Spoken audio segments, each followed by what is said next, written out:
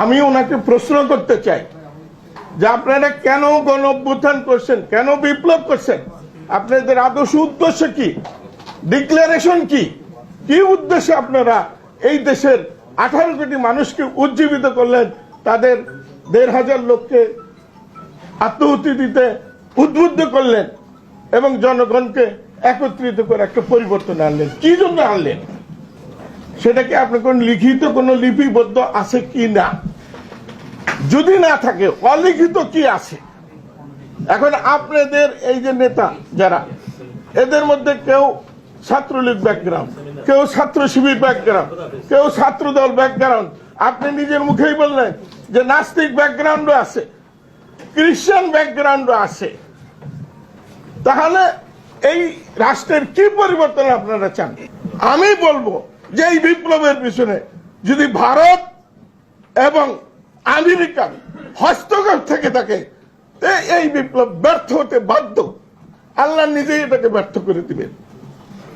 এই বিপ্লব সফল হওয়ার জন্য প্রয়োজন হলো আল্লাহর সাহায্য। এই আল্লাহর সাহায্য নেওয়ার জন্য একদম লোক আপনাদের নিয়োজিত করতে হবে। আপনাদের পিছনে আধ্যাত্মিক শক্তি লাগবে।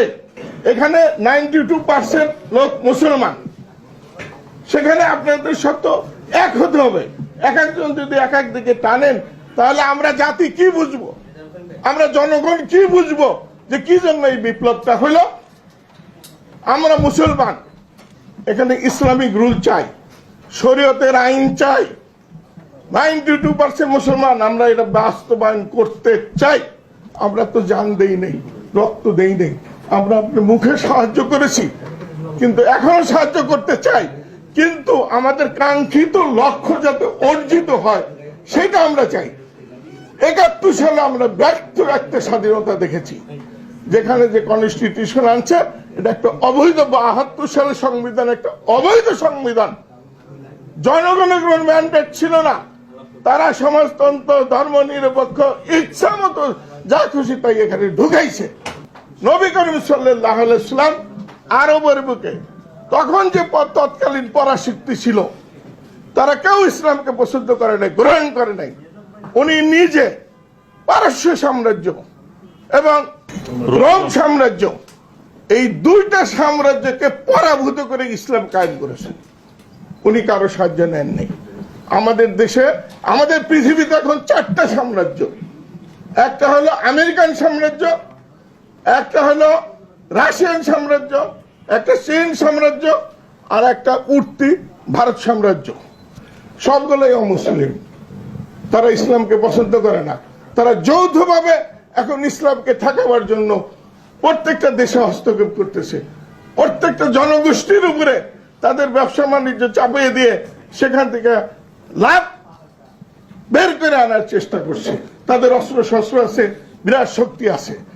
এই শক্তির বিরুদ্ধে আপনারা আমাদের জাতিকে কিভাবে উদ্বুদ্ধ করবেন ইসলামিক শাসনে নেওয়ার জন্য? এ ব্যাপারে আপনাদের কি বক্তব্য আছে এটা জাতির কাছে পরিষ্কার করবেন ইনশাল্লাহ। তবে আমি বলবো যে রাসূল সাল্লাল্লাহু আলাইহি ওয়াসাল্লামের যে মূল মন্ত্র ছিল, যেভাবে উনি পারস্য সাম্রাজ্য এবং বিশ্বের রোম সাম্রাজ্যকে পরাভূত করেছিলেন, সেই দিকে আমাদের যাইতে হবে। আমরা মুসলমানরা যদি টিকা থাকতে চাই, কোরআন ও হাদিস নিয়ে, কোরআন ও সুন্নাহ নিয়ে, আমাদের তাহজিব তামুদ্দুন নিয়ে, আমাদের সংস্কৃতি নিয়ে, তাহলে এই পরাশক্তির বিরুদ্ধে আমাদেরকে এককভাবে দাঁড়াতে হবে। আমি বলবো যে এই বিপ্লবের পিছনে যদি ভারত এবং আমেরিকার হস্তক্ষেপ থেকে থাকে, এই বিপ্লব ব্যর্থ হতে বাধ্য। আল্লাহ নিজেই এটাকে ব্যর্থ করে দিবেন। এই বিপ্লব সফল হওয়ার জন্য প্রয়োজন হলো আল্লাহর সাহায্য। এই আল্লাহর সাহায্য নেওয়ার জন্য একদম লোক আপনাদের নিয়োজিত করতে হবে। আপনাদের পিছনে আধ্যাত্মিক শক্তি লাগবে, না হলে আপনি এই পরাশক্তিগুলোকে পরাভূত করে এখানে একটা নিজস্ব স্বতন্ত্র জীবন ব্যবস্থা কাঠামো কায়েম করতে পারবেন না। এটা হলো মূল বক্তব্য। আচ্ছা, এখন আমি 1 মিনিট ভাইয়া যদি দেন তাহলে আমি বলি রাইন থাকি। আচ্ছা, এখন হলো মূল জিনিসটা হলো কনস্টিটিউশন। আমরা রাষ্ট্র কিভাবে পরিচালিত করব। আপনারা আমাদেরকে উদ্বুদ্ধ করেছেন, আপনারা বলেন, আমরা আপনাদের সাহায্য সহযোগিতা করব। আমরা তো জান দেই নেই, রক্ত দেই নেই, আমরা আপনার মুখে সাহায্য করেছি, কিন্তু এখনো সাহায্য করতে চাই। কিন্তু আমাদের কাঙ্ক্ষিত লক্ষ্য যাতে অর্জিত হয় সেটা আমরা চাই। ৭১ সালে আমরা ব্যর্থ একটা স্বাধীনতা দেখেছি, যেখানে যে কনস্টিটিউশন আনছে এটা একটা অবৈধ, ৭২ সালের সংবিধান একটা অবৈধ সংবিধান। জনগণের কোন ম্যান্ডেট ছিল না, তারা সমাজতন্ত্র, ধর্ম নিরপেক্ষ, ইচ্ছা মতো যা খুশি তাই এখানে ঢুকাইছে। কনস্টিটিউশন তৈরি করতে গেলে গণপরিষদ গঠন করতে হবে, সেই গণপরিষদের মাধ্যমে ডিসকাশন করে জনগণের পক্ষ থেকে তারা যদি এটা অ্যাকসেপ্ট করে সেটা বাস্তবায়ন হবে। কিন্তু ৭০ সালে ইলেকশন হইল পাকিস্তানের LF এর মাধ্যমে, লিগ্যাল ফ্রেম ওয়ার্ক অর্ডারের মাধ্যমে। সেখানে বলা আছে আল্লাহ রসুলের বিরুদ্ধে, কোরআন হাদিসের বিরুদ্ধে কথা বলা যাবে না, সেইটা আওয়ামী লীগ মেনে নিয়ে ইলেকশন করেছে। সেইটা যদি না মানতো তাইলে নির্বাচনে তারা জিততে পারতো না। আর তখন তাদের যে নির্বাচনী ম্যানিফেস্টো ছিল সেখানে ধর্ম নিরপেক্ষতা, সমাজতন্ত্র রাখার কোন প্রভিশন ছিল না। এইটা কেমনে ঢুকলো ৭২ সালের ৪ নভেম্বর? কেমনে ঢুকলো? এইটা সম্পূর্ণ ইলিগাল, অবৈধ হয়েছে। এই কনস্টিটিউশনের কোনো বৈধতা নাই। কাজে এই কনস্টিটিউশন আপনি ছুঁড়ে ফেলে দেন, নতুন কনস্টিটিউশন করেন, নতুন বিপ্লব করেন। আর বিপ্লবে যদি অপারগ হন তাইলে দেশবাসীকে আবার ডাকেন, আবার আমরা বিপ্লব করব। ডিক্লারেশন থাকবে বিপ্লবের মধ্যে, যে বিপ্লবের মাধ্যমে আমরা এই জিনিস অর্জিত করতে চাই, বিপ্লব হওয়ার পরে এগুলো বাস্তবায়ন করবো।